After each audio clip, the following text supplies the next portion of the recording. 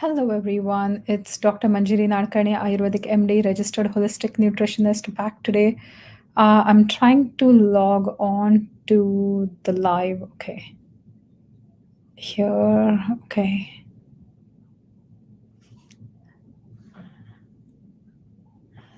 Okay, perfect. So, hello everyone. It's Dr. Manjiri Nadkarni, Ayurvedic MD, registered holistic nutritionist, back today. Today, we are going to talk about interpreting your thyroid tests. And this is an extremely important topic that I'm going to talk about. The reason is that a lot of thyroid cases, hypothyroidism especially, or even the autoimmune cases of thyroid go misdiagnosed or undiagnosed because of issues with ordering the lab test, right? And that's exactly what we're going to talk about. I'm going to say a quick hi to Dr. Thanu is here. Daily Life Hacks with Neha is here as well. Hello, everyone. Today we're talking about thyroid tests.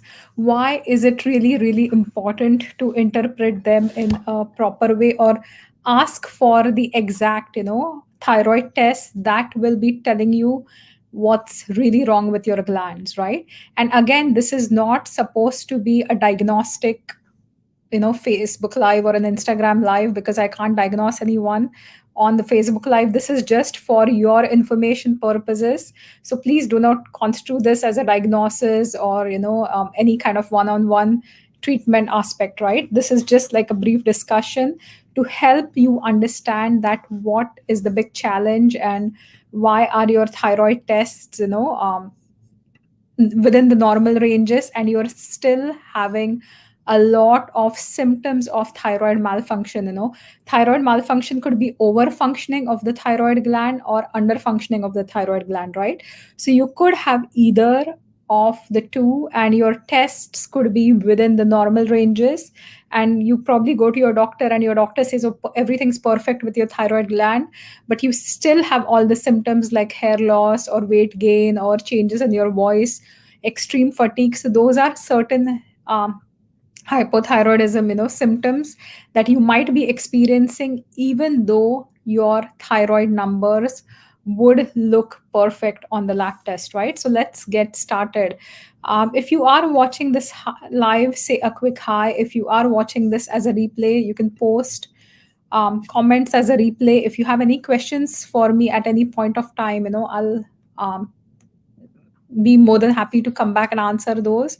So the number one reason, as I said before, I wanted to host this talk is because one of the most widely used tests is thyroid stimulating hormone. So TSH is one of the most measured thyroid tests. There are various thyroid tests that can point different um, that can be about testing different things, and they will give you the numbers, right? But when you talk about TSH, or thyroid stimulating hormone, now this is the hormone that is secreted by your pituitary, and it's going to signal your thyroid gland to secrete hormones, and there's always a negative loop. So an example is, if you have too much of thyroid hormones in the system, they are going to signal back to your pituitary and ask it to stop the production of TSH, right? So if you have too much TSH, it means that your thyroid hormones are not optimal. They are not functioning well. They are in fact hypofunctioning, and you could have hypothyroidism. So that's what it means. And if you have too much of T3 or T4, right? If you have too much thyroid hormones, they're going to signal back your pituitary and ask it to stop or slow down the production of TSH, or thyroid stimulating hormone. And that's when there is this hyperthyroidism, right? Like there's too much of this thyroid hormone. I'm gonna say a quick hi to Trish.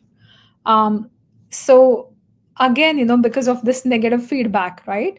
And often, if you're only measuring the TSH, right, there is a wide range between zero point 0.5 to 4 is considered as the normal for most conventional doctors. For most people in the holistic world, including myself, as soon as your numbers go above 2, that's when we see a red flag, right?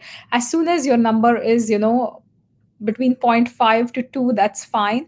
But if it's 2.5 or 3.99, we are like, okay, your thyroid is not functioning optimally. It looks like hypothyroid kind of situation, right? And always you have to correlate those symptoms as well.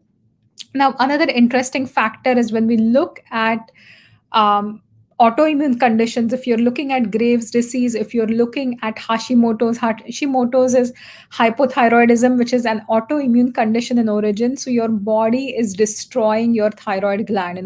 Certain antibodies secreted by your body are destroying your thyroid gland, and what ends up happening because of this is, your thyroid is going to malfunction or function in a low way, right? Now, for a long time, the TSH does not change. Like, there are so many times, there are so many stories that you'll hear that, oh, I was struggling with my thyroid for such a long time and my TSH was normal, and suddenly I started, getting so many symptoms, and we tested again, and it was a few years before they found out I had Hashimoto's. So that is very common, because TSH, or thyroid stimulating hormone, is not the only test that's going to be the determining factor. So this is the one thing where most people go wrong, or most times, even the practitioners, that's all they'll check, and that is not a determining test, right? So this is important to understand, that TSH can definitely point a lot of things, right? But TSH ideally should be between zero point 0.5 and 2. And if you have autoimmune conditions, sometimes it will take a long time for the TSH levels to change. So that is one of the reasons why you have to get your whole panel done, right? Not just your TSH, but free T3, free T4, right? As well as the thyroid antibodies and the thyroid globulin as well. So we're going to talk about those testings. If you are watching this live, say a quick hi. If you are watching this as a replay, you can put a hashtag as replay.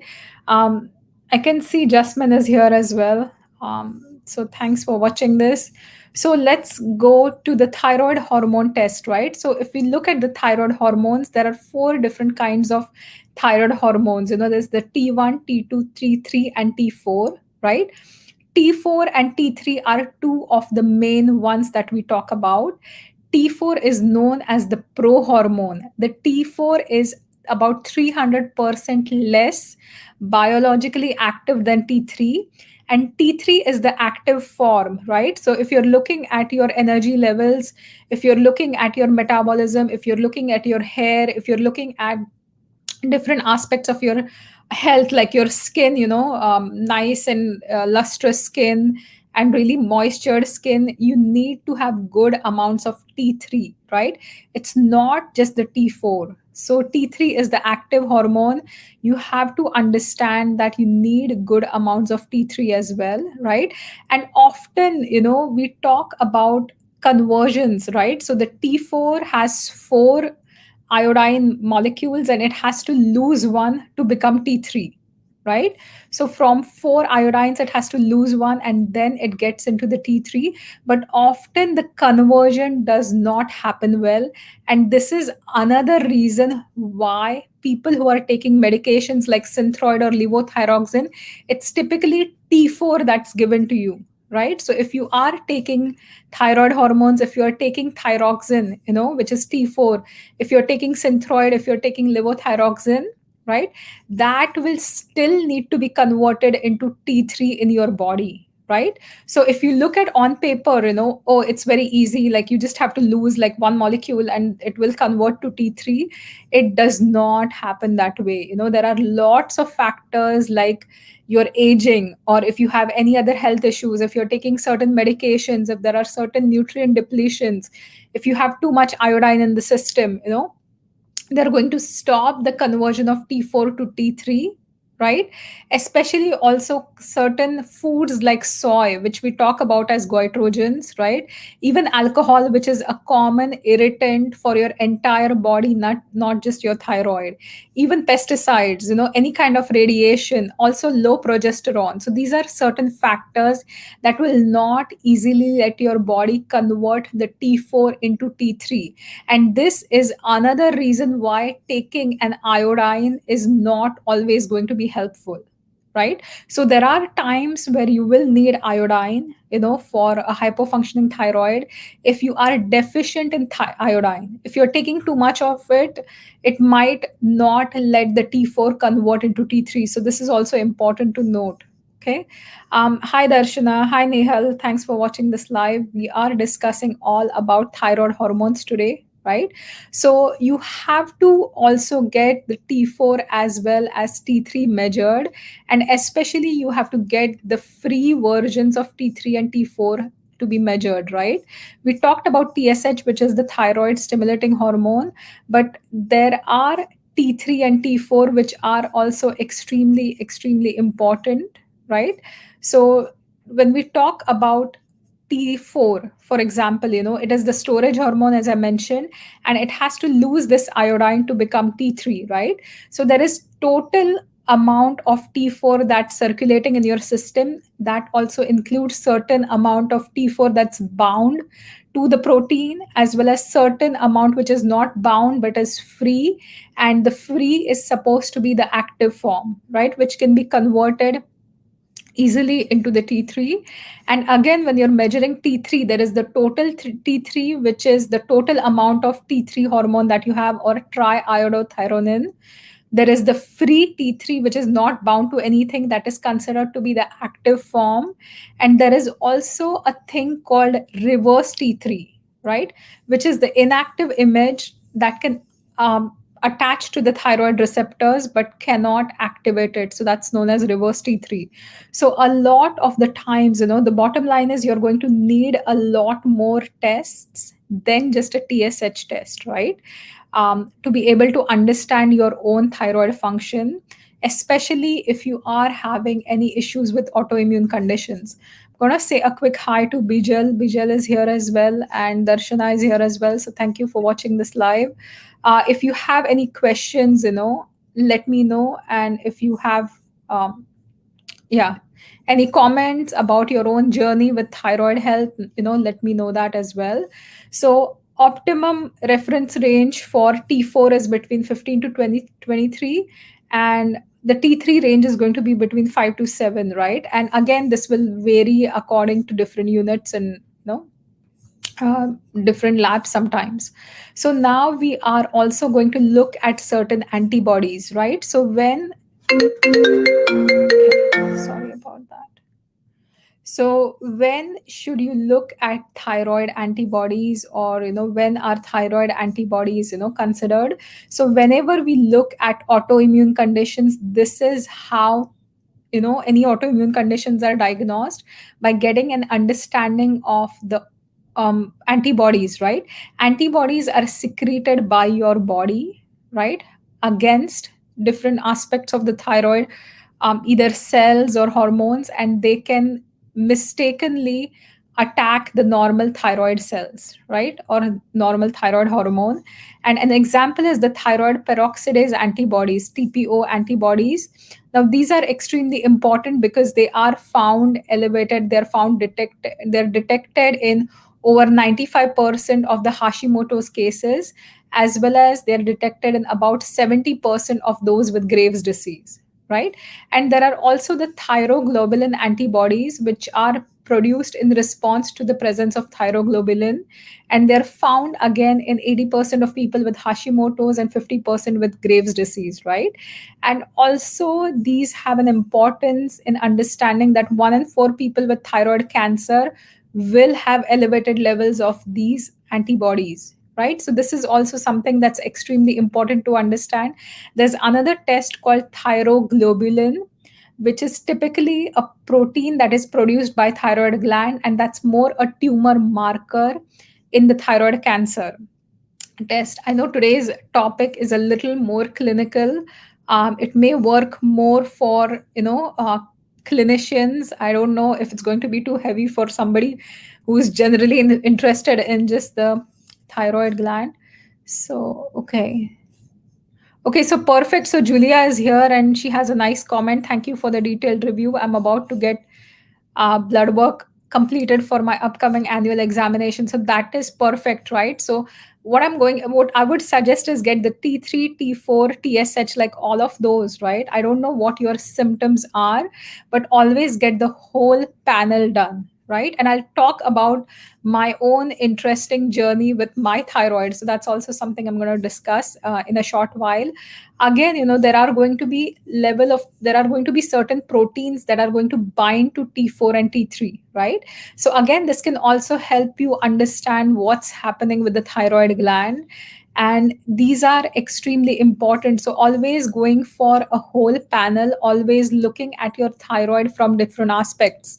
Now, besides these blood tests, there are two more tests. One is extremely important, and that is an ultrasound, right? So getting a thyroid ultrasound can also point certain factors, which the TSH might not show. I'll give you my own example. I think this year, earlier in the year, I was feeling that, okay, something's off with my own thyroid. And I have always been within the normal ranges of the thyroid stimulating hormone test, right? So my TSH has always been under 4. It's been around the 3, 3.5 range. Sometimes it was a bit lower, but always about 2.5. And I have a family history of hypothyroidism. So whether we talk about my mom or my grandma, there's a history of hypothyroidism. And I struggle with, like, it's easy for me to gain weight, right? Especially in the pandemic. And no matter how much I exercise nowadays, the weight just seems to stick, right? It's not moving. And I have been pretty active now.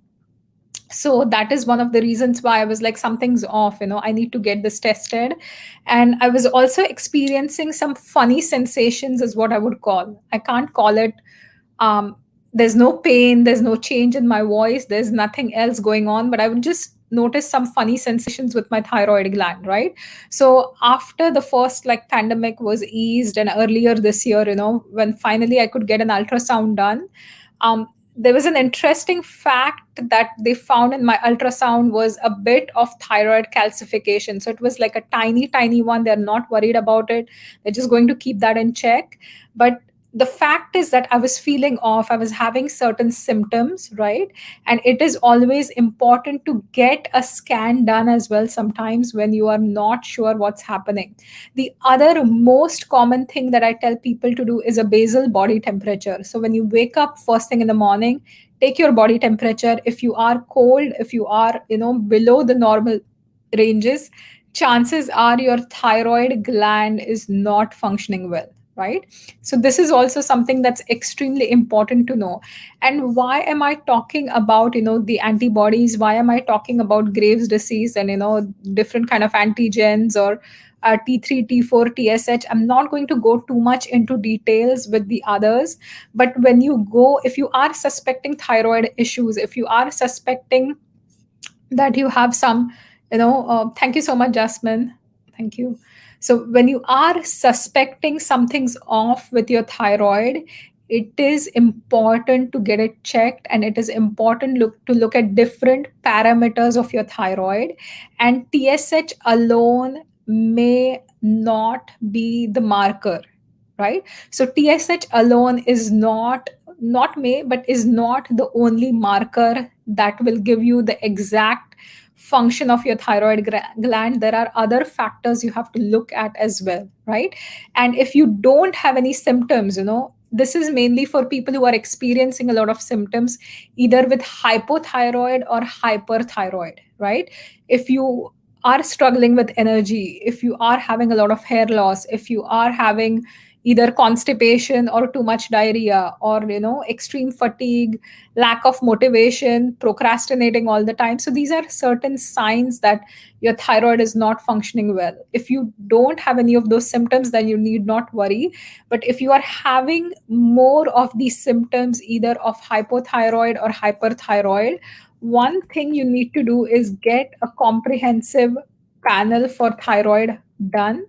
And that is the one thing that will definitely help you understand what's going on with your thyroid gland. And you can then look at the treatment aspects, right? So if you are not sure what the symptoms are, a few of the symptoms, I've made a post 2 days ago on, all about thyroid symptoms, where I've talked about hypo as well as hyperthyroidism symptoms, right? So you can check out that post as well. Jasmine says, my usual body temperature is lower than normal, so your thyroid is not functioning 100%, right? So that is one thing. And again, sometimes, people having a vata prakriti, right? If you don't have any other symptoms and you're just cold all the time, or your body temperature is lower, see, when we talk about Ayurveda, when we look at different dosha types, we look at vata prakriti people as well as kapha prakriti people, and these are going to be slightly cooler. With vata, what happens is, because of the excess wind factor, the circulation could be an issue, or there is not enough fat, so you're not getting insulated and you're going to be always cold, right? When we look at kapha more have circulatory issues because of the sluggishness. So this is one of the reasons why when we look at the kapha or the vata types, they are going to be cold, on the cooler side. Whereas if you look at a pitta personality, pitta also is related to blood. So that is where, there is going to be excess of this heat generated in the system, and these people are always going to be on the warmer side, right? Now, when we talk from an Ayurvedic perspective, in my practice, what I have seen is autoimmune conditions are a lot to do with pitta, right? So when you have a pitta prakriti, or an aspect of pitta, it could be like secondary, it could be vata pitta or pitta vata, or um, kapha pitta as well. Wherever there's pitta that goes out of balance, it's like you're igniting a lot of fire and the fire just burns you, and that can be understood as an autoimmune condition which is kind of creating issues on the inside. So there is some involvement of pitta gone haywire whenever we talk about autoimmune conditions, right? I can see Giri here. So, hi, Giri. Thanks for watching this live. Hello, Fainal. Hi, Khatija. Javed Khan is here as well. Sumita is here as well. Tulsi Ayurveda is here as well. So, thank you guys for watching this live. In this video, we are talking about, or we have discussed, how to interpret your thyroid test. So, if you are having any of the symptoms, as I mentioned before, always ask for the free, T3 and T4 along with the TSH. If you are worried about any other symptoms that you have, or you have an existing autoimmune condition, you can also ask for those antibodies, or talk to your doctor about your previous health history, or a history of autoimmune condition, and they will do the appropriate. If you're having trouble swallowing, if you're having trouble with changes in your voice, if you're having any funny sensations in your throat region, always ask for an ultrasound as well. And then body temperature, this is extremely important. If you are taking thyroid hormones, if you are on synthroid, levothyroxine, if you're taking medications, you have to have symptomatic relief, right? If you're still struggling with the symptoms, you might not be converting the T4 into T3. So this is also extremely important to understand. And then look at the factors of your life, look at where the excess stress is, or look at, if you're having soy, or if you're having, certain nutrient depletions, if you're taking too much iodine, if you are, having other conditions like diabetes, if you have a habit of smoking or drinking alcohol. So all these irritants you will have to take out in order to support your thyroid gland, because as I've said right from the first video, that your thyroid is an extremely sensitive gland, and every insult that you do to your body, the thyroid is going to take it personally, right? So everything, whether it's eating the wrong foods, whether it's, drinking the wrong beverages, whether it's any habits that you have that are extremely poor, that are detrimental to your body, your thyroid gland is going to take it personally and get affected, right? Another factor always when it comes to thyroid testing, and this can be slightly indirect testing, and this is something that I do in my clinic. So I can do a simple urine test for stress gland function, right? Often you are taking medications for your thyroid, often you're taking supplements for your thyroid, but you still feel fatigued, you're still not feeling 100%, because sometimes your stress glands have also been involved there, right? Hormones are not um, solitary individuals who are just going to work by themselves. They are always going to work together with others. They like working with each other. Your thyroid, your adrenals are going to work together. Your female hormones are going to work with your thyroid as well as adrenals, right? So they all work together. So another interesting factor to consider is that if you are taking these thyroid hormones and if you're still fatigued, if you're still exhausted, if you're not having any relief, it is time to get your testing done for either your stress glands. You can also get a cortisol panel run, so that could also be an interesting and an important test for thyroid testing, right? So though it won't directly measure your thyroid gland, it will give you a lot of information about what's going on in your body. Is your cortisol really high? Are your stress glands out of balance, right? And if they are out of balance for a long time, your thyroid is going to be off as well. So often the key to balancing a hormone is to look at the other synergistic or the other hormones that work with it and try to balance everything. And this is the very concept of Ayurveda, right? You look at everything in the person. It's not just about taking one gland, focusing on that one gland, hyper focusing on it and treating it with certain herbs or nutrients. It is much more than that. It is all about your diet, it's all about your lifestyle, it's all about your you know um, mindset as well. So these are all the factors that will contribute to healing your thyroid, right? So I hope you like today's talk, and if you have any questions, you can post it in the questions comment section. If you think this is a video that could be useful to some of your friends or family members who are struggling with their thyroid test, or who have within normal ranges of the thyroid test and they're always complaining that, oh, I still have all the symptoms, I'm taking this medication but I'm still having all the symptoms of thyroid imbalance, please tag them here, or you can also privately share this video with them by hitting the share button and sending it to them in their messenger, right? If you're not comfortable tagging somebody here, you don't have to. And on Instagram, again, you can just tag your friends here or send it to them, and they will, I'm hoping they will benefit as well. So thank you for watching this live once again. I will be back next week. This entire month, we're talking all about thyroid. So for next week, Wednesday, we're going to talk specifically about understanding the connection between thyroid as well as adrenal glands, right? So um, I touched a little bit upon it, today by talking about cortisol and checking for your stress glands, but this is extremely important to understand, to identify.